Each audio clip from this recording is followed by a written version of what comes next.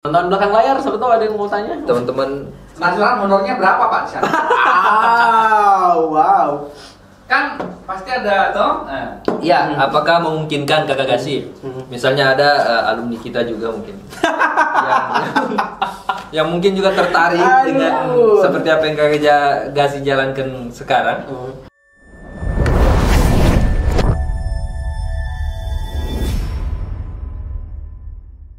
Oke, kembali lagi di Wintalks, podcastnya Universitas Widya Nusantara. Hari ini kita kedatangan narasumber yang istimewa, alumni dari Universitas Widya Nusantara, dan mendedikasikan diri untuk pendidikan di Indonesia. Bagaimana kisah lebih lengkapnya, kita langsung tanyakan saja ke orangnya ini, sudah datang. Bagaimana Kermana kabar? Alhamdulillah, beta baik sudah Bapak. Ini bahagia sekali Mantap. dapat undangan di sini. Yes. Ini lihat tempat begini, aduh, takut tasrum tadi pas masuk ini banyak kabel-kabel ini. So lebih banyak kabel dari studio sebelumnya. Yes, betul. Karena saya pernah kesini belum begini kan, masih dicat-cat lalu. Iya, dulu ruangannya masih baru mau dibentuk, ruangan kosong. Ruangan kosong baru dicat dan segala macam. Saya mau kenalkan namanya, sebenarnya sebanyak yang kenal.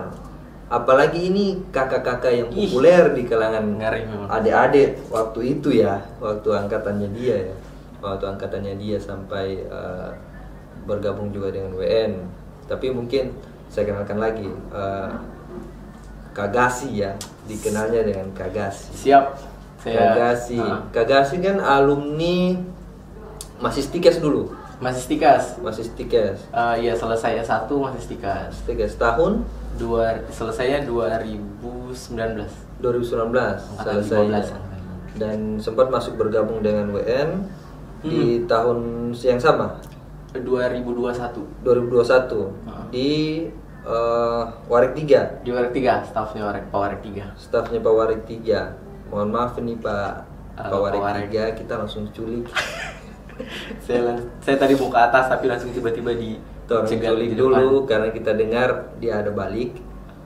Kita undang dulu podcast karena ada beberapa hal yang menarik sebenarnya, karena sejalan dengan kita di sini, dunia pendidikan dunia pendidikan kita. Karena yang menarik itu tidak banyak alumni kita itu yang mendedikasikan diri untuk, mungkin untuk pendidikan banyak ya. Ada yang akhirnya jadi edukator dan segala macam. Tapi yang mendedikasikan untuk daerah yang ini ya, itu saya juga belum tahu jelasnya. Nanti saya mau tanyakan ke Kak Gasi. Saya panggil Kak Gasi saja supaya lebih inilah.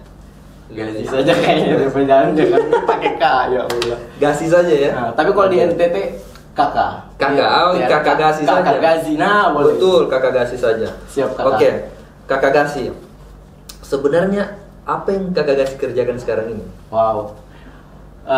Jadi kalau sekarang lagi libur, tapi kemarin itu dari WN memang saya sebelumnya mau bilang dulu, saya diberi kesempatan sama Pak Rektor. Karena pamitnya kemarin sama Pak Rektor kan. Diberi kesempatan untuk belajar di tempat lain. Ya, belajar di nama yayasannya itu Gerakan Guru Belajar. Gerakan Guru Belajar, tapi kalau dikenal banyak orang itu familiar dengan nama Bantu Guru Belajar Lagi. Bantu Guru Belajar Lagi. Logonya itu. Tapi ini logo lama, harusnya ada tulisan lagi di sini. Ada logo itu logo baru. Oke. Nanti mau sablon lagi ya. Nanti mau sablon lagi lah, boleh lah. Dan jadi fokus gerakannya itu di bidang pendidikan. Oke. Dari yayasan itu punya 2 kabupaten yang didampingi. Oke. Di Indonesia Timur sama di Jawa. Di Jawa itu ada Kutuarjo. Jadi saya kebetulan kemarin di penempatan di NTT. Di NTT. NTT Nusa Tenggara Timur. Nusa Tenggara Timur. Tepatnya di Kabupaten Belu. Kabupaten Belu di Kota Atambua. Atambua Kabupaten Belu. Itu di kotanya atau nah ke dalam lagi? Itu nama kotanya Kota Tambua, itu ibu kota kabupaten. Di situ sekolahku ada satu juga di situ, sekolah pendampinganku. Tapi saya tinggalnya di dusun. Namanya itu Dusun Motaoe. Dusun Motaoe itu dia agak timur Kota Tambua. Di situ juga ada beberapa tempat yang jadi ini pemukimannya teman-teman ex Timor. Jadi yang ini berarti sudah mau ke batas ini. Kebetulan memang Atambua itu kabupaten yang berbatasan dengan Timor Leste. Timor Leste kan. Yes. Jadi sebenarnya apa yang dikerjakan ini kan DP judul agak unik ini. Oke. Biasanya kan judulnya itu guru mengajar.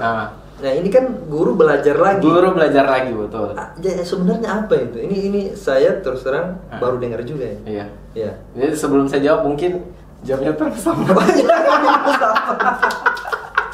Bapak saya pegang buku harus saya lihat setengah jamnya tuh orang sama. Bisa. Janjian. Jadi astaga. Sebelum kita lanjut ke pertanyaan tadi, Gazi ini alumni kita di WN. Cuma memang saya rasanya nyambung sekali kalau dengan Gazi itu, karena Gazi ini secara umur jauh ya, saya dengan Gazi secara umur saya jauh. Cuma kalau apa istilahnya, kalau di tongkrongan itu, jokes tongkrongan itu saya nyambung sekali dengan Gazi. Mungkin sama-sama garingnya mungkin barangkali. Saya nyambungnya aja. Jadi bagaimana ketika balik tadi? Oke, jadi si bantu guru belajar lagi ini dia kegiatan-kegiatannya itu dia memfasilitasi guru untuk upgrade ilmu, untuk kasih pengetahuan baru kayak pelatihan-pelatihan dengan sama guru-guru. Kalau pelatihan online-nya itu biasanya per minggu itu pasti ada, dan itu dibuka untuk umum semua. Ada yang online, ada yang offline. Tapi kalau offline berarti pusatnya di sana, di Jakarta dan sekitarnya. Nah, kalau yang offline lagi di tempat-tempat dampingan fasilitator. Nah, BGBL ini punya program, kami itu fasilitator Guru Merdeka Belajar, GMB. GMB ini punya, kalau di NTT itu ada 2 kabupaten yang didampingi. Di Kabupaten Belu sama Kabupaten Rotendao. Itu paling selatan Indonesia ya, Rotendao. Rotendao iya. Itu paling selatan itu. Nah, jadi kami di sana itu kasih pelatihan sama guru-guru. Kalau di Rote itu ada PAUD sama SD yang didampingi. Kalau saya di Belu itu hanya ada sekolah PAUD. Kami di sana 3 fasil. 1 fasil itu pegang 2 sekolah. Jadi guru-guru di sana dilatih banyak ilmu baru lah yang dikasih. Termaksud kalau dari pemerintah itu kita lagi sosialisasi lagi, kasih pelatihan tentang kurikulum merdeka. Jadi si kurikulum merdeka ini kan sebenarnya sudah lama ya, dari tahun 2021 kalau tidak salah. Tapi ternyata baru teman-teman guru di sana itu baru tersentuh dengan kurikulum merdeka itu di tahun 2024. Pas kami hadir di sana. Jadi sebenarnya ke sana itu bukan mengajar siswa-siswa. Bukan. Tapi memfasilitasi guru-gurunya untuk upgrade, untuk belajar lagi. Untuk belajar lagi. Oke, menarik. Apa saja yang fasilitasi untuk gurunya itu? Wah, iya. Jadi kalau dari yayasan itu kasih kami banyak materi-materi baru yang dibawa ke sana. Cuman kalau di Kabupaten Belu kemarin, tahun sebelumnya di tahun 2023 itu fasil sebelum saya di sana itu ternyata sudah buat RTL, rencana tindak lanjut. Kalau misalnya ada fasil baru itu guru-gurunya butuh apa. Nah, jadi guru-gurunya kumpul, sama dinas juga kumpul. Mereka sepakat untuk minta yayasan dampingi tentang kurikulum merdeka. Jadi kami tahun 2024 sampai 2025 ini itu fokusnya ke situ dulu, di kurikulum merdeka untuk se-Kabupaten Belu. Tapi kalau untuk di sekolah-sekolah dampingan, kami kan ada sekolah dampingan juga itu. Saya pegang 2 sekolah. Itu lumayan banyak pelatihan yang dikasih, kayak misalnya kayak disiplin positif, manajemen kelas, terus metode Montessori. Ya, BGBL bawa itu metode Montessori, metode pembelajaran Montessori dalam kelas. Kakak Gazi ini kan lahir di Banggai ya. Banggai Laut, betul. Banggai Laut. Kalau lahir di Batui. Oh di Batui. Di Batui. Lahir, maksudnya lahir sekolah besar itu di Besarnya di Banggai Laut. Di Banggai Laut di Sulawesi Tengah. Sulawesi Tengah. Sekolahnya. Betul. Kita ini sebenarnya masuk sama-sama Indonesia Timur ya. Bisa dibilang begitu Iya. ya, walaupun Iya. waktunya sebenarnya Waktunya berbeda ya, Wita sama. tapi di sana Wita juga. Oh di sana masih Wita Bisa juga. Berarti masih satu zona waktu masih yang sama. zona waktu yang sama. Zona betul. waktu yang sama. Nah, apakah berbeda sistem pendidikan di sini dengan yang di sana? Wow. Jadi karena di sini kalau di Sulawesi Tengah saya itu tidak bersentuhan langsung dengan pendidikan ya. Saya lebih banyak bersentuhan langsung dengan pendidikan, tapi kerjanya di kampus. Banyak pegang administrasi lah bisa dibilang gitu. Jadi mungkin saya agak kurang kompeten ya kalau untuk bicara soal perbedaan itu. Tapi kalau misalnya mau dikasih gambaran kayak di sana. Di sana itu rata-rata guru PAUD itu masih banyak yang lulusan SMA. Lulusan SMA yang mengabdikan diri memang untuk jadi guru di PAUD. Nah, jadi kayak sekolah dampinganku itu salah satunya itu di Dusun Aitaman. Di Dusun Aitaman itu tadi pemukiman yang ex Timor semuanya. Terus guru duanya ini itu adalah murid pertama ketika PAUD ini berdiri. Jadi muridnya setelah dia selesai SMA kembali ke situ mengajar. Mengabdikan diri untuk mengajar di PAUD. Iya, betul. Nah, artinya di sana kurang juga tenaga pengajar? Tenaga pengajar ya, bisa dibilang banyak ya. Bisa dibilang banyak. Tapi kalau untuk PAUD itu karena apa ya, bisa dibilang karena dia bukan negeri dan guru-gurunya bukan PNS, jadi memang butuh kerelaan untuk mengajar dengan. Sebenarnya hampir sama ya di kita juga di Sulawesi Tengah juga, karena banyak desa-desa kita yang lumayan masuk ya, bukan yang di poros. Itu memang guru-guru PAUD-nya memang seperti itu juga. Jadi dia tamatan SMA mengabdikan diri untuk di PAUD. Di sekolah PAUD, karena ya begitu, PAUD kan banyak yang bukan negeri ya. Iya. PAUD ya. Adakah PAUD negeri? Kayaknya tidak ada memangnya. Nah kalau di sana itu PAUD itu kalau sudah jadi negeri dia bukan PAUD lagi tapi TK. Iya, jadi TK ya. Jadi TK. Nah sih tidak jadi tahu. Kayak seakan-akan kayak istilah PAUD itu hanya untuk di swasta saja yang kelola ya. Jadi kalau sudah jadi TK dia. Iya. Itu menarik gitu. Kakak Gasi di sana sudah berapa lama? Kalau di sana pas pertama kali sampai ya di Atambua itu bulan Agustus. Lupa saya tanggal berapa. Tapi yang jelas sebelum 17 Agustus. Karena 17 Agustus itu seingatku sudah ikut upacara sama-sama anak PAUD di sana. Betul. Iya betul, Agustus. Karena seingat kita mulai running podcastnya kita itu di sekitaran Juli atau Juni itu. Dan Kakak Gasi ini salah satu podcaster andalan kita dulu. Ngerinya. Jadi kita punya Pataba podcast itu, lalu Kakak Gasi ya, karena Gasi ini punya kelebihan lain di luar. Gasi memang dari masih di Palu sudah senang organisasi yang seperti itu ya. Iya, alhamdulillah. Ya memang kalau saya tanya Pak Ahmil, waduh Gasi ini Pak diizinkan ketua ini. Iya. Menurut mereka teman-teman di Waring 3 itu memang jiwanya Gasi di situ. Dia suka berpetualang dan tapi yang berhubungan dengan pendidikan. Kalau tidak salah di Palu lalu Rubalang. Jadi memang saksi Pak Ahmil sama Pak Wendy saksi sih, karena saya bisa minta izin. Bapak izin dulu 2 hari, izin dulu, pernah paling lama itu 7 tahun ya. 7 tahun lah, tidak sampai 8 semester kan? 8 semester. Tidak, jadi waktu itu izin 2 minggu. Itu 2021 pertama masuk kerja. Iya. Pertama masuk kerja. Saya ingat itu momen itu, saya ingat. Jadi kayak pas saya izin saya mau ada kegiatan ini jadi fasilitator kemarin di Banggai Laut. Iya, dikasih izin ternyata, Masya Allah luar biasa, terima kasih Pak Warek. Jadi saya selalu didukung di situ untuk belajar di tempat lain. Tapi memang tuntutannya adalah pas kembali apa yang kamu bawa di sini. Iya. Gitu. Apa input yang bisa kita Apa yang bisa bawa diambil. kembali di sini. Jadi kayak PR-nya adalah ketika saya dikasih izin untuk Oh. jadi fasilitator atau jadi ikut-ikut apalah kegiatan di luar, itu harus punya banyak catatan itu. Iya. Pas balik lagi, kasih lah sama anak-anak ini, anak-anak KIP. Biasanya sama anak-anak KIP sih, karena kan Iya. kemarin disuruh pegang beberapa organisasi ya di kampus, jadi Iya. penanggung jawab. Betul. Dan momen-momen itu saya ingat karena saya sempat termasuk bagian dalam kemahasiswaan juga. Waktu itu ya, masih betul. kemahasiswaan Mahasiswaan prodi, prodi, ya. masih kemahasiswaan prodi, masih sering-sering di situ, nongkrong di situ. Ya.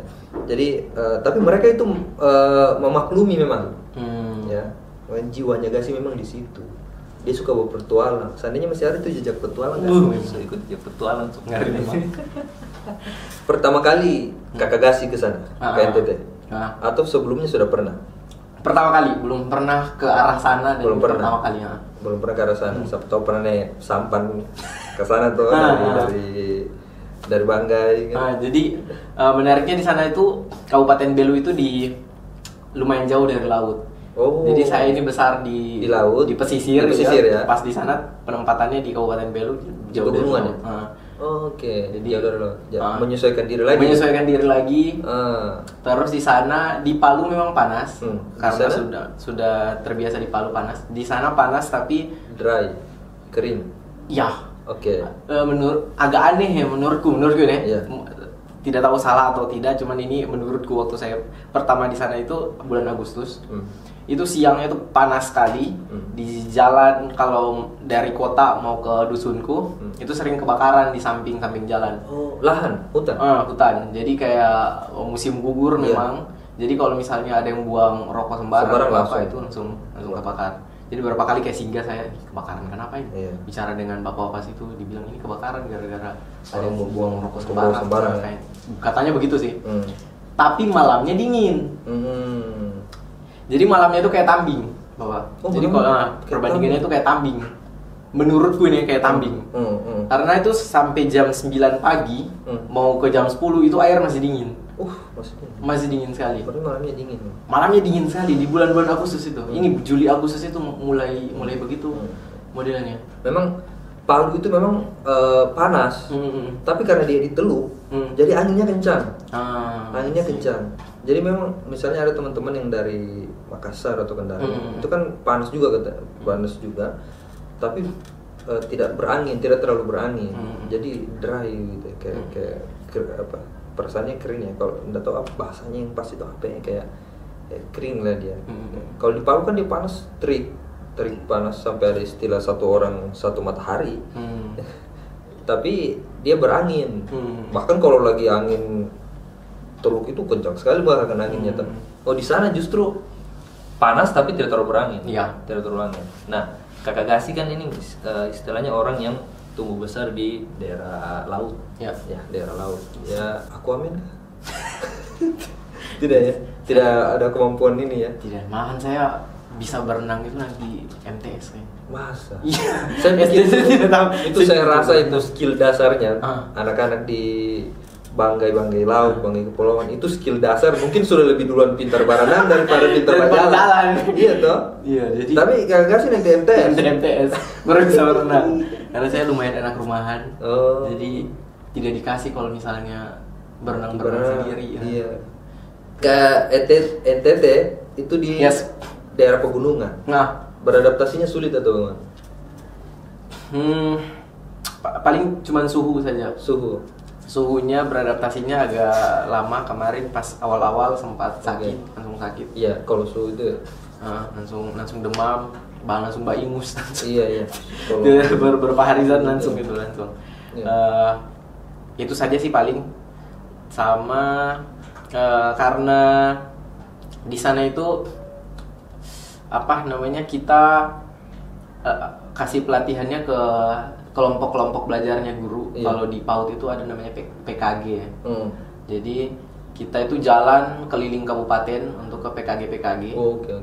Jadi ya harus motoran dengan jalan yang bergunung-gunung. Kalau di sini kan jarang juga ya, saya kemana juga kalau di sini yang bergunung-gunung. Iya. Nah di sana itu harus Lintas kabupaten itu gunung-gunung ya? Tidak lintas kabupaten, lintas kecamatan. Lintas kecamatan? Nah, tapi kalau misalnya di sana itu sampai ada yang di PKG paling jauh. Itu kalau ke sana itu jaringan HP itu langsung tiba-tiba hilang. Jaringan HP tiba-tiba hilang, masuk notifikasi untuk beralih ke jaringan Timur Leste. Oh, sudah. Padahal masih dalam wilayah Indonesia. Masih dalam wilayah Indonesia. Tapi saking dekatnya jaringannya sudah harus ganti ke jaringan Timur Leste. Itu guru itu sampai bilang, "Bapak, masyarakat di sana pakai jaringan selulernya?" Nah, jaringan Timur Leste. Nah, saya tidak tahu juga, saya belum tanya juga itu kalau yang di bagian situ. Iya. Tapi ada satu tempat itu tidak ada jaringan sama sekali. Tidak ada jaringan dan katanya listrik juga belum ada. Itu di lupa lagi saya nama PKG-nya. Dekat gereja ini pokoknya Laktutus. Nanti teman-teman bisa cari. Dicari di Google. Itu gerejanya bagus sekali. Nah, jadi sampai di PKG itu pas mau pulang itu pengelola PAUD-nya bilang, Bapak nanti kalau pulang nih jangan sampai salah belok toh." Kenapa Bapak? Itu nanti tembus Timur Leste. Jadi orang bercanda kayak begitu saya. Iya. Ini salah belok langsung ke luar negeri kan mantap juga ini. Jadi tapi dekatnya itu. Pernah coba menyeberang? Menyeberang pernah, tapi menyeberangnya memang di jalur jalur penyeberangan ini antar negara. Oh, antar negara. Itu lupa lagi saya nama daerahnya itu. Jadi kami sering jalan-jalan ke situ. Kalau misalnya ada teman yang dari Jakarta atau fasilitator dari Eropa, jalan-jalannya ke situ. Nah, jalan-jalan pasti ke situ, mau lihat perbatasan. Menyeberang boleh. Tapi pakai paspor enggak perlu. Di atas jam 1 itu sudah bisa lewati perbatasan. Oke. Tapi tidak sampai ke dalam. Yang sampai ke dalam itu hanya bisa yang pakai paspor. Oke. Saya pernah nonton cuplikan, saya lupa cuplikannya. Itu masih terjadi jual beli, masih orang-orang perbatasan, orang-orang yang ada di sekitar perbatasan itu masih mereka lewat-lewat itu. Mungkin ya kalau jualan. Kalau di daerah namanya yang lain itu mungkin masih bisa, masih ada itu. Tapi kalau di daerah memang khusus perbatasan yang perlintasan mobil-mobil besar sudah lumayan ketat. Karena ada penjagaan kan. Berarti selama di sana sering berinteraksi sama orang-orang yang dari Timor Leste atau orang Timor Leste yang sedang berlibur ke situ. Jadi orang-orang sana itu ini beberapa kali saya lihat juga, dan ada temanku yang kerja di toko di sana. Itu memang cerita kalau orang-orang dari sana itu sering ke Indonesia untuk belanja. Belanja. Karena di sana mereka itu mata uangnya itu dolar. Jadi kalau Indonesia agak kaya kan? Iya betul. Kalau dolar di bawah Indonesia kan $5 aja di Indonesia sudah berapa ribu. Iya betul. Jadi belanjanya Indonesia. Iya betul, kan lebih murah toh. Betul. Saya sepakat itu. Apa pengalaman paling menarik selama Kakak Gazi di sana? Banyak ya, tapi mungkin saya pisah-pisah dulu ya. Kalau pengalaman di program.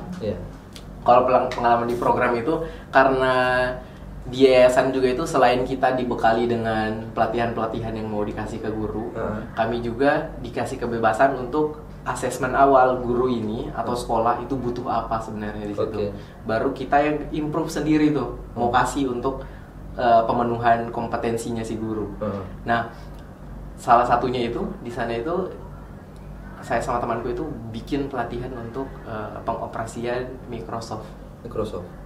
Jadi kayak Excel, Word, PowerPoint. Nah itu ternyata ada beberapa guru yang belum bisa sama sekali. Fasilitas itu ada di sekolah teman-teman di sana? Ada beberapa sekolah yang sudah punya laptop, sudah punya printer. Ada beberapa sekolah yang memang belum ada sama sekali. Nah jadi ada salah satu sekolahku itu guru-gurunya ini pas pelatihan kurikulum merdeka, saya bilang kan, Ibu kalau misalnya sudah pembuatan modul, kita langsung coba buat di laptop. Ibu punya laptop tidak? Nah jadi kayak, oh ada Bapak, saya punya laptop. Oke, bawa kalau begitu. Jadi kayak pas dibawa itu ternyata si ibu ini kayak masih belum terbiasa. Jadi kayak ibu punya laptop tapi kenapa ibu ini tidak pakai begitu. Jadi aduh Bapak ini soalnya takut strum. Ini sumpah dibilang takut strum. Oke. Jadi kayak saya ketawa dan orang juga ketawa, pikiranku bercanda. Ternyata betul.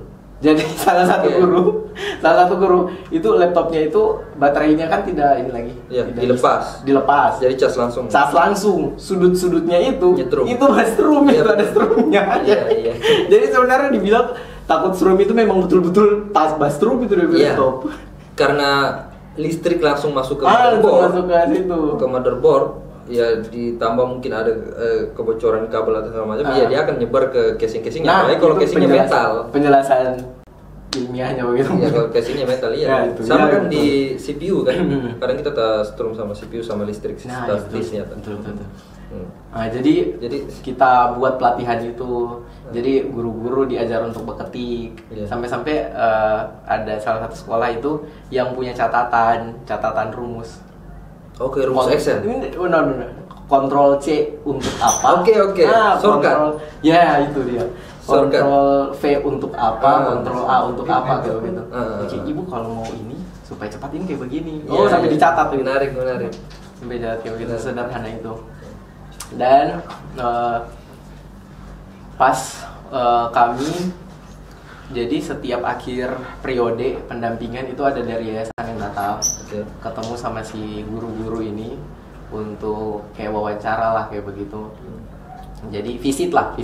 Oke. Jadi pas visit itu di salah satu guruku itu bilang begini kayak, ibu ditanya soal pendampingan kan, dia bilang, ibu ini kami ini daerah kami itu ini apa paling ujung begitu, paling ujung, terus jalannya juga rusak.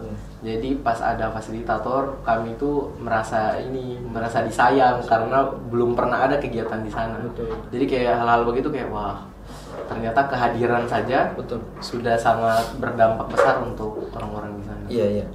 Baru hadir loh itu belum kasih apa-apa. Kasih apa-apa. Itulah kita di Indonesia ya. Sebenarnya apa yang Gasi jalankan sekarang itu cita-cita saya sejak dulu. Oh. Jadi cita-cita saya sejak dulu itu, saya sebenarnya tidak bercita-cita jadi guru. Tapi begitu saya masuk di dunia pendidikan, saya jadi guru waktu di SMK. Itu saya terpikir untuk ke daerah-daerah, kalau di kita ya masih banyak daerah-daerah yang pelosok ya, yang jangkauannya pun susah.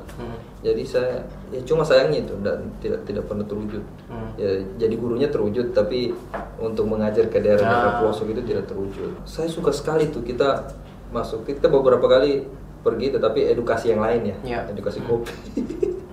Edukasi kopi. Edukasi kopi. Tapi Bapak pernah sempat ini juga ya? Iya, sampai sekarang masih, tapi tidak segencar dulu. Itu kehangatan itu tidak kita dapatkan di mana-mana itu. Ketika kita datang ke suatu tempat yang jarang dikunjungi, bahkan mungkin kalau sudah daerah-daerah perbatasan ujung, itu kehadiran hadir saja itu mereka sudah merasa kayak diperhatikan, sudah sangat berharga. Itu apa ya kalau kita bilang hati jadi hangat lagi. Ya, betul. Dari situ kita belajar banyak, lihat kondisi lain, bersyukur. Itu luar biasa. Bagaimana yang Kak Gasi rasakan itu? Dengan sambutan-sambutan seperti itu. Semua orang kayaknya akan merasa bahagia kalau misalnya dianggap apa namanya? Dianggap membantu di dalam segala hal ya. Jadi kayak baru hadir saja sudah di apresiasi kayak wah, jadi tambah semangat, makanya lanjut 1 tahun lagi. Lanjut 1 tahunnya. Jadi ini sekarang libur ini dalam transisi itu kontrak atau lagi liburan saja karena liburan. sudah Oke. Jadi memang. nanti kembali lagi nih atau akan pindah daerah lagi? Bisa jadi presentasinya lebih besar ke Atambua lagi, Atambua lagi. tapi bisa jadi di tempat lain, tapi masih tetap di sekitaran NTT. Ini seluruh Indonesia? Baru mungkin dua itu saja tempat. Oh, NTT oke. sama yang di ini Kutoarjo. Berapa lama itu? Tunggu dulu, saya mau jelaskan dulu tadi. Jadi Ya, yang mana?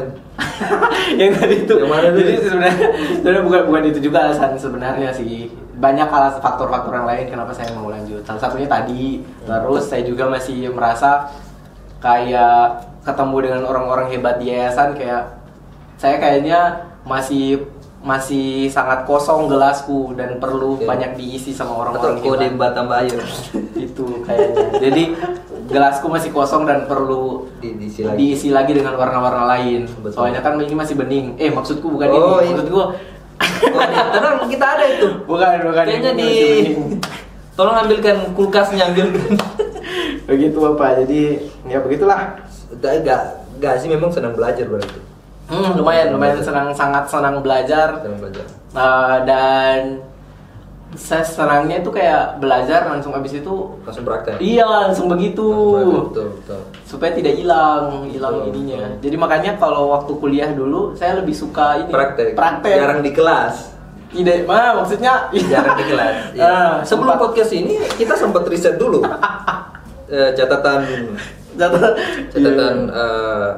Catatan apa ya? Catatan rekaman absen ya, absen waktu kuliah, dan ternyata banyak kosongnya. kosongnya aduh. Karena faktor itu. Tidak juga sih. Suka di lapangan sebenarnya. Ah. Jadi sebenarnya jiwanya di lapangan.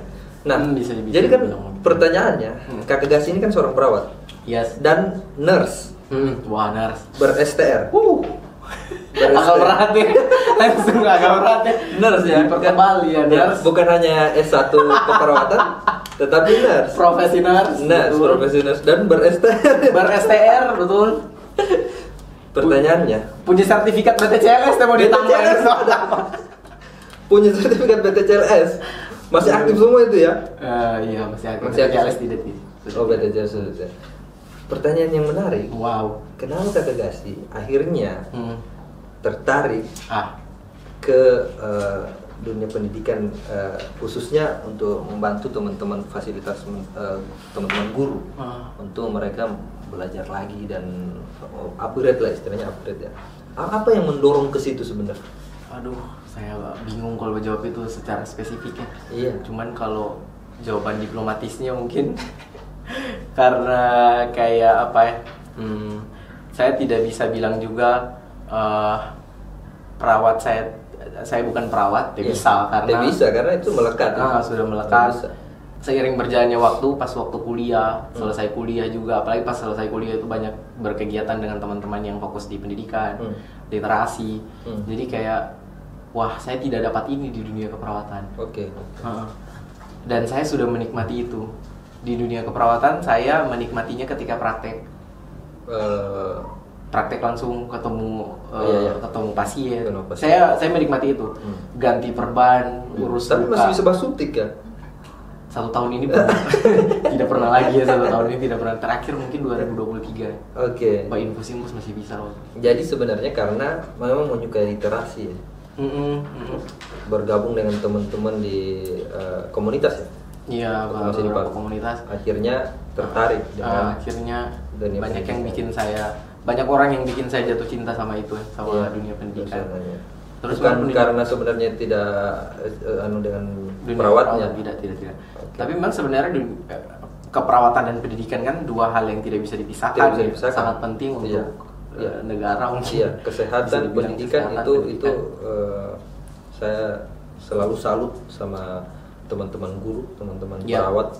Itu saya selalu salut karena bahkan mungkin lebih ini ya, kalau teman-teman perawat ya. Ada istilah lalu ngejokes kita di sekolah dengan teman-teman yang perawat. Dia bilang kalau guru bisa libur, dia bilang tanggal merah libur. Kalau perawat dia bisa libur. Iya, betul itu betul Pak. Biar tanggal merah, dia mungkin kan pasien disuruh Iya. oke, besok mau Idul Fitri, pasien dipulangkan Iya. dulu tanggal merah. Kan dia mungkin seperti itu. Nah, mungkin Jadi orang sakit tiap di tanggal merah. iya, salah satunya itu yang saya tidak mampu mungkin. Oh iya. Jadi saya menikmati prakteknya, tapi praktek di rumah sakit kan. Tapi pas lihat senior yang memang kerja di rumah sakit, Betul. aduh kayaknya saya tidak mampu. Itu ya, deh, begini. itu salah satu itu faktor utama yang bikin saya itu kagum dengan teman-teman perawat. Iya, betul. luar Karena biasa. saya merasa juga saya tidak mampu, aku kan ini nggak mampu saya Hmm. dengan ini menghadapi pasien dan ini tidak sanggup.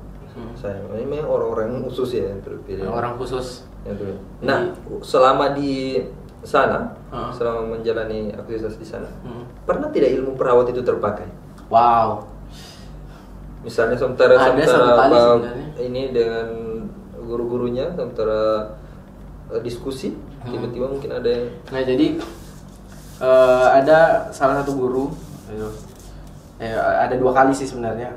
kalau perawat kan kami kan diajar juga tentang edukasi ya, Iya. tentang keperawatan. Iya. Jadi ada salah satu guru itu Fungsi curhat. perawat, salah satunya fungsi perawat kan edukator. Nah, jadi salah satu guru itu curhat ini tentang anaknya. Oh. Jadi anaknya itu dia bilang kalau sakit itu kayak bisa lihat hantu. Kalau Oke. misalnya pas sakit. Pas Jadi sakit kayak- saja. Pas sakit saja. Jadi kayak dan Indigo. akhirnya kayak ibu sependek pengetahuanku. Jadi kita akhirnya jadi diskusi di situ tentang kalau misalnya kalau anak-anak itu ada suhu-suhu tertentu Ya, harusnya. yang bisa bikin halusinasi biasanya, Saya tingkat pikir- kesadarannya menurun dan lain-lain kayak begitu. Saya pikir anaknya IndiHome. Jadi setiap demam dia bilang anak itu Saya kasih lurus dulu yang tadi. Indigo.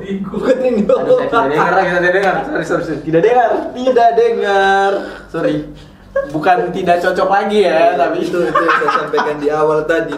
baru saya dibilang dari Jadi, awal lagi. Garingnya itu. Oke, jadi begitu sih. Sama ini, sama di sana mayoritas Katolik. Mayoritas Katolik. Oke. Kalau di Muslim itu kan kita dari anak-anak sudah disunat. Iya. Nah, tapi kalau di sana kan tidak ada kewajiban untuk itu. sunat. Jadi sunat itu kan kalau dari agama kan sebuah kewajiban dan itu untuk kesehatan. Iya. Tapi kalau di sana itu kan memang pure untuk kesehatan. Iya. Nah, jadi ada beberapa teman-temanku di sana yang memang anak SMA baru disunat. Oh, oke. Dan kalau di umur-umur begitu kan apalah begitu kayak tetap mau beraktivitas kayak Iya. begitu. Jadi pernah ada satu kayak perdarahan, Oke. telepon. Nah, jadi saya di sana itu saya dipanggil kalau bukan kakak Al, Kakak mana Mas tuh? Al atau Bapak Al. Oh. Nah, itu pokoknya Al semua di sana. Pokoknya, Oh, kakak Al, Al. tolong dong ya. Tolong Bukan dong. habis kawin kemarin ini.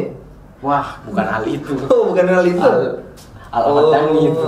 Nah, jadi pernah ganti perban sunat. Perban sunat. Pernah ganti perban sunat di sana. Kalau dia nonton pasti dia tahu ini. Dia Orang ini teman kan? Temanku. Dia dalam hatinya, Wah, kasih itu dia orang- cerita di situ. Orang paling baik di sana di. kasih dia cerita sih. Nanti kita kirimkan linknya. Namanya siapa? Jangan juga. Namanya tolong dibip tadi. Orang gitu, jadi susah tuh otak gua lagi tahu nih. jadi itu saya Jadi ilmu keperawatan berfungsi. ilmu keperawatanku berfungsi di situ. Jadi Nah. akhirnya kayak dia jangan terlalu jangan terlalu begini, tunggulah beberapa hari kalau misalnya mau lepas perban. Ini bikin begini gitu. Oke. Sering-sering ngerendam pakai air hangat, gitulah. Berarti justru di ilmu keperawatan kan itu ada komunikasi terapeutik. Iya, Jadi itu terbawa. Iya, betul. Karena pasti Gasi kan sudah terlatih masalah itu. Masya Allah, tabarakallah. Itu yang akhirnya terbawa dan itu pasti berguna saat bersosialisasi dengan Iya, betul. teman-teman guru di sana. Nah, jadi saya tidak tahu apakah masih ada sekarang, tetap harus dipelajari ya. Pasti banget. Nah, jadi di keperawatan itu ada itu tadi belajar tentang komunikasi Iya, terapeutik. betul. Jadi kayak membangun komunikasi, membangun kepercayaan dengan pasien kayak bagaimana supaya pesan yang disampaikan itu memang betul-betul sampai ke pasien. Iya. Nah, itu memang sangat berguna dipakai Pasti ketika berguna sekali. berinteraksi. Iya.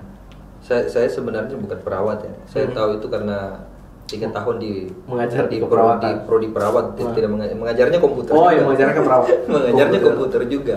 Tapi 3 tahun di keperawatan, di admin keperawatan, akhirnya Iya, tahu. selalu baca-baca judul skripsinya anak-anak.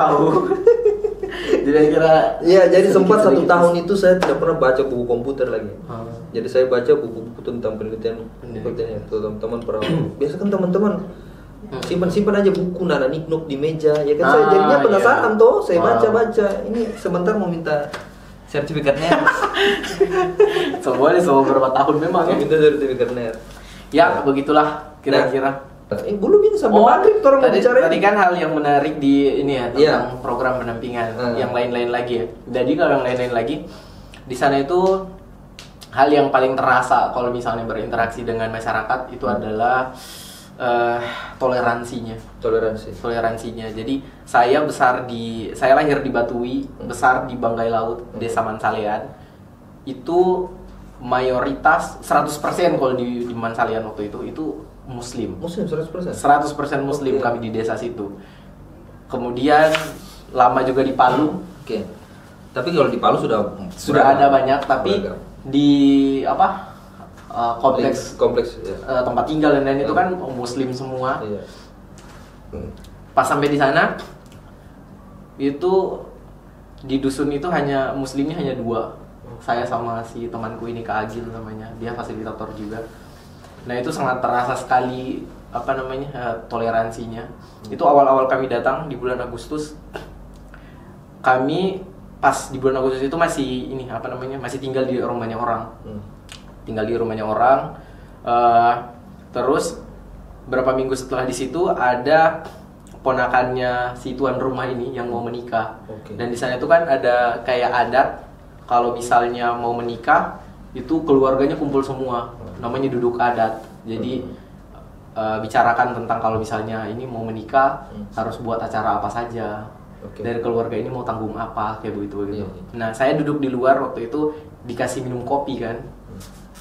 Minum kopi di luar, tiba-tiba ada satu bapak yang datang terus bilang kayak, "Mas, bisa ikut duduk di dalam." Jadi, kenapa bapak? Ini Mas, bisakah bunuh sapi? Mas, bisakah bunuh sapi? Jadi, kayak, maksudnya bagaimana bapak? Ini Mas, supaya Mas Dong bisa makan.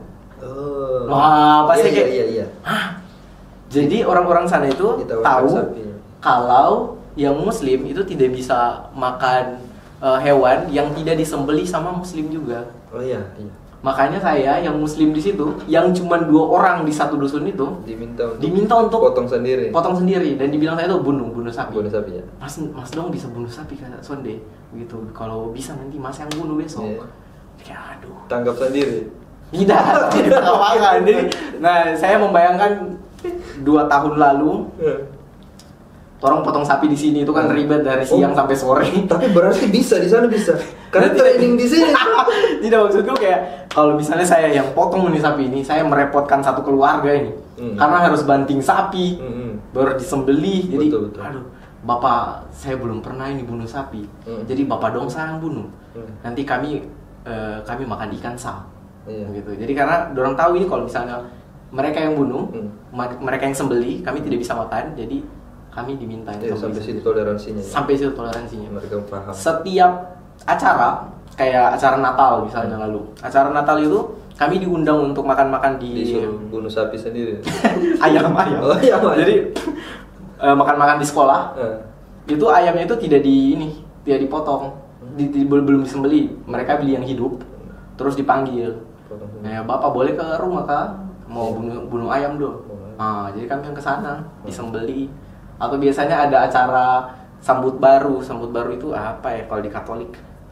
Dia kayak dibilang sudah balik. Oh iya, sudah balik. Sudah balik itu kayak ada dibuatkan acara namanya sambut baru. Pas mau sambut baru itu beberapa orang itu datang ke rumah. Bapak bunuh ayam dong. Supaya kita bisa datang ke sana untuk makan. Habis bunuh ayam nanti ke sana nanti kita makan dulu di sana ada acara. Gitu. Itu toleransinya sampai sebegitu. Iya. Memang sebenarnya di Indonesia itu kan memang sangat beragam ya, sangat beragam. Saya lumayan terbiasa ya karena lahir besarnya itu di Tolai. Tolai kan daerah trans, banyak Bali, suku-suku yang lain juga. Jadi kayak sudah terbiasa lah dengan teman-teman itu. Tapi memang yang menariknya kita yang dari daerah yang mayoritas 100% Muslim tadi tiba-tiba ke sana gitu, kita langsung lihat wah Indonesia memang luas dan sangat beragam dan memang toleransinya memang sebenarnya. Cuma memang ada oknum-oknum yang bakar-bakar supaya ada ini. Nah, Kakak Gasi, pendampingan tadi itu ujungnya apa? Pendampingan tadi ya, kalau di sekolah dampingan itu dari yayasan itu kasih kompetensi guru yang harus dicapai. dikasih lah ini kompetensi guru harus dicapai, pelatihan ini. Jadi ada capaian yang mereka harus capai juga. Yang jadi tolak ukurnya yayasan. Bukan harus. Apa ya? Baiknya mencapai itu. Tapi kita juga tidak bisa gas begitu. Jadi tentu ada rewards. Ada. Tidak ada rewards dari ini. Maksudnya kalau dia capai, tapi berarti memang betul-betul untuk input dirinya, untuk input dirinya supaya memperbaiki menjadikan pengajarannya lebih baik lagi siswa-siswanya. Itu kan berdampak sama kualitas pengajaran di kelas juga, dan pasti berdampak sama anak-anak yang jadi murid di situ. Nah, itu untuk sekolah dampingan. Kalau kabupaten, kami di Atambua di Kabupaten Belu itu, karena tahun sebelumnya itu sudah sempat diskusi buat RTL sama dinas dan semua PKG. Jadi karena mereka mintanya pendampingan kurikulum merdeka, jadi kami dampingi selama 1 tahun kemarin sampai diajar untuk pembuatan modul kurikulum, sampai di rapor pendidikan kurikulum merdeka. Jadi tujuan akhirnya adalah si kabupaten ini semua sudah pakai, khususnya PAUD sudah pakai kurikulum merdeka di tahun ajaran yang baru ini, semuanya sudah harus pakai. Itu di Atambua. Nah, yang paling ini kemarin di Rote. Jadi fasil Rote dan fasil Atambua itu sebelum ke penempatan masing-masing, kami itu kan di Jakarta banyak pelatihan yang dikasih kan. Ada namanya KKG series. KKG series itu kumpulan pelatihan-pelatihan yang dikasih. Terus ujungnya itu ada pameran karya. Pameran karya dari semua sekolah se-kabupaten. Apa karyanya apa? Karya itu karya siswa. Jadi salah satu pelatihan yang dikasih itu namanya PJBL, Project Basic Learning. Nah, dikasih sama sekolah. Itu modelnya kayak PKM kalau di kampus. Jadi PJBL itu kayak PKM. Jadi siswa, kalau di sini kan kalau PKM itu kan mahasiswa lihat masalah apa yang ada di lingkungan, buat program untuk batasi masalah ini. Nah, modelnya kayak begitu, kurang lebih kayak begitu. Tapi bayangkan saja itu sudah dari SD. Bagus banget. Dari SD. Jadi si PJBL itu mengajarkan itu. Jadi siswa itu kayak dirangsang untuk membuat program sendiri. Nah, terus si program ini dikonversi ke mata pelajaran. Dari program ini kira-kira dia belajar tentang apa? Gitu. Jadi pembelajarannya di luar kelas. Itu tadi ya konsep Merdeka Belajar tadi. Kayak begitu. Jadi terus si proyeknya ini dipamerkan di namanya, kalau kemarin itu namanya Pesta Pendidikan Rote Malole di Kabupaten Rotendau. Keren berarti, karena dari SD sudah terbiasa. Saya itu yang selalu berpikir ya, di dunia pendidikan itu akan baiknya seperti itu. Dulu pernah dikasih kesempatan dari kemahasiswaan, itu jadi pembina kemahasiswaan himpunan keperawatan. Itu yang coba saya terapkan. Ini sejalan dengan pemerintah sekarang, kampus berdampak ya sekarang istilahnya. Kampus berdampak ya. Bagaimana ilmu itu bisa berdampak di masyarakat. Itu yang selalu menjadi pikiran saya. Karena memang pergerakan yang lebih besar ya semasa kita di dunia pendidikan. Karena nanti kalau kita sudah masuk dunia kerja, kita kan terikat sama aturan dunia kerja tuh. Jam kerjanya harus masuk kerja. Jadi waktunya kita di sosial itu lebih sedikit. Kesempatan terbesarnya memang pada saat kita siswa atau mahasiswa. Bagaimana ilmunya kita itu betul-betul berdampak untuk lingkungannya kita atau masyarakat. Apalagi mahasiswa ya, itu biasa kita dengar agent of change segala macam. Itu kan penerapannya betul-betul itu sebenarnya. Agent of change itu apa yang bisa kita rubah dengan basic keilmuannya kita. Gitu. Sebenarnya seru sekali ya. Di sana mungkin kerjanya 40-60-nya jalan-jalan mungkin. Kalau di sekolah dampingan itu kan kalau PAUD dia masuk sampai sampai Jumat saja. Sama kayak di kampus. Sama kita. Jadi Sabtu Minggu itu libur. Tapi karena kami pendampingan PKG juga, jadi biasanya di Sabtu Minggu ini kami jalan ke PKG. Untuk pelatihan di PKG. Perjalanan itu kan lintas kecamatan. itu rasanya pasti tidak seperti mau pergi berangkat kerja kantoran ya. Nah, iya. Karena betul. alam di sana kan Bagus sekali. indah sekali kan jalannya. Memang dia gunung tapi bukan yang hutan-hutan pohon-pohon Iya, tinggi. iya, ya. iya, iya. Jadi dia kayak savana begitu. Betul. Jadi perjalanannya tentu enak sekali di sana. Jadi dia perjalanannya kalau yang Bapak bilang savana, jadi pas enak-enak dilihat itu memang enak dipandang. Tapi karena panas itu, ya. wah, Hawanya panas. Betul. Saya di Palu itu di sini panas, tapi kalau naik motor itu tidak sampai mata pedis. Kalau saya itu sampai mataku pedis itu gara-gara hawa dari aspal Iya, dari ke atas. Saking panas panasnya, berarti. luar biasa. Tapi kalau pemandangannya memang indah ya. NTT Sama di Palu kalau mau jalan-jalan itu enaknya habis asar. Ya, Habis asar. atau jam Ya, masih bahkan panas ada sebenarnya. kalau Juni itu. Kan Juni ya bulan-bulan seperti ini. Kalau panas bahkan maghrib matahari masih panas bahkan. Jadi ada waktu-waktu jalan. Kalau jam 1 jam 2 memang tidak rekomendasi di Palu. Tapi di sana walaupun sama zona waktunya dengan Sulawesi Tengah, beda berapa menit? sama sih. Sama betul ya? Iya, zona waktunya sama.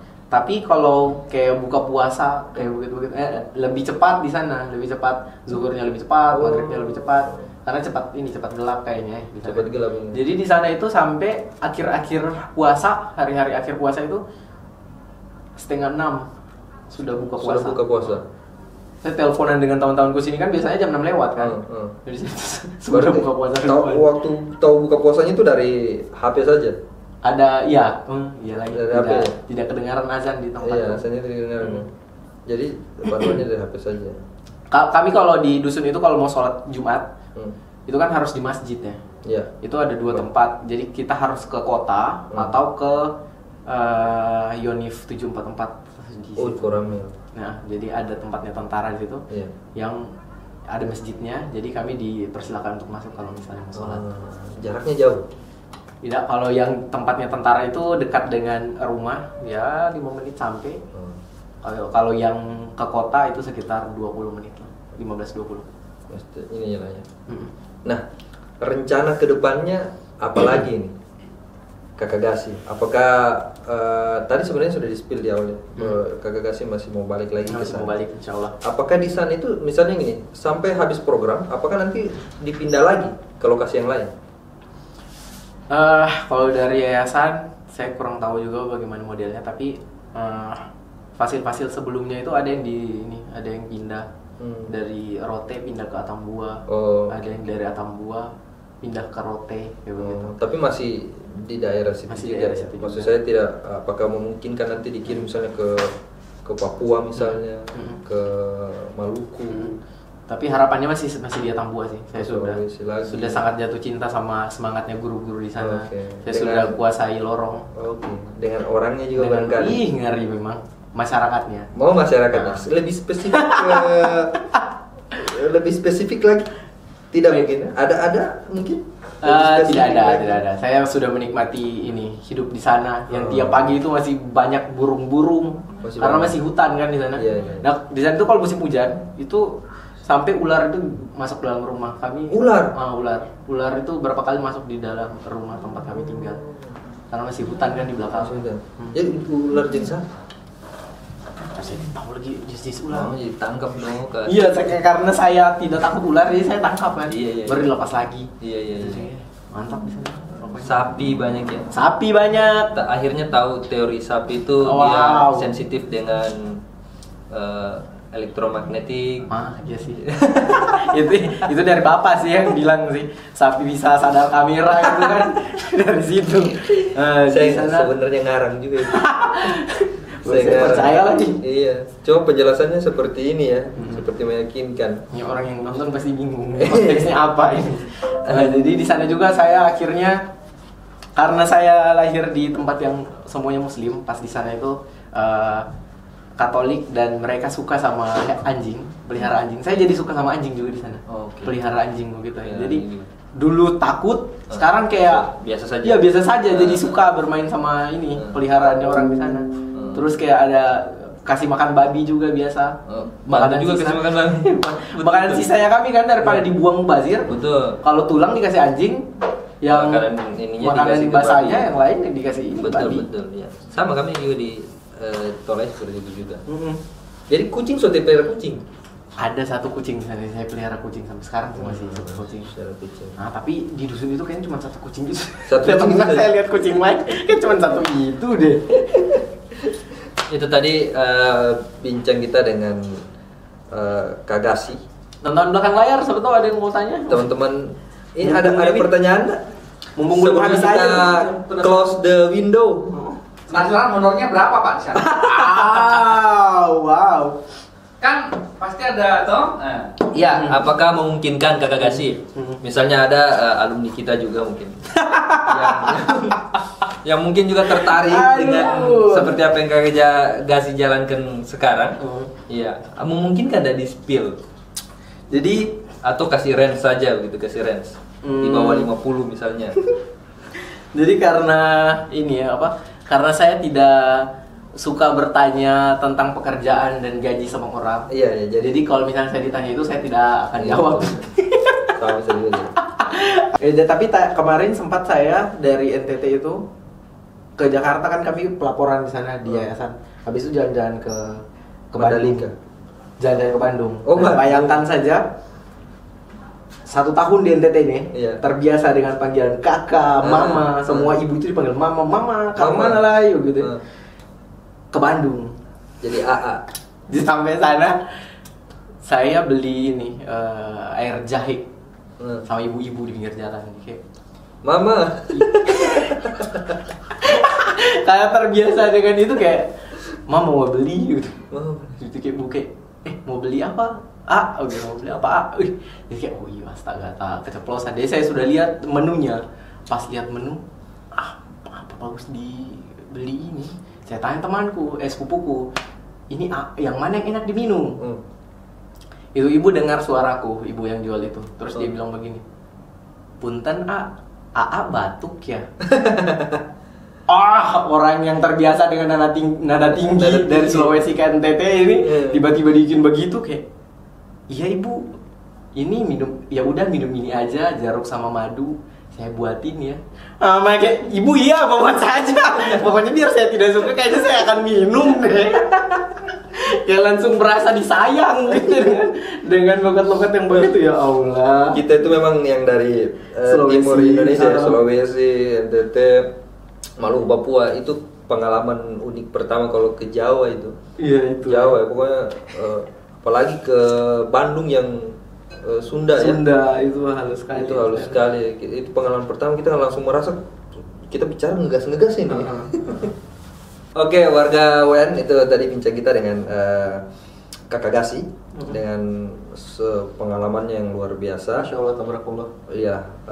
Yang tadi dulu satu dulu tadi yang Bapak bilang kalau siapa tahu ada yang mau ini dari Oh iya. Siapa dari- tahu ada teman-teman yang mau bergabung, Iya, tertarik dengan dunia seperti ini. Iya. Mungkin nanti Kalau- Kakak Gasi bisa jelasin mungkin. Iya, kalau menurutku sih di tempat manapun itu bisa. Yang penting teman-teman punya semangat untuk berdampak di entah itu dunia kesehatan atau dunia pendidikan. Orang kesehatan ternyata bisa Betul, orang kesehatan berjaya ternyata berjaya. lagi, bisa berdampak, bisa belajar di dunia pendidikan. Jadi tidak usah batasi diri sih kalau misalnya mau. Tidak terbatas ya, Tidak terbatas. keilmuan kita berangkat dari keilmuan apa saja. Yang Selama penting kita mau belajar.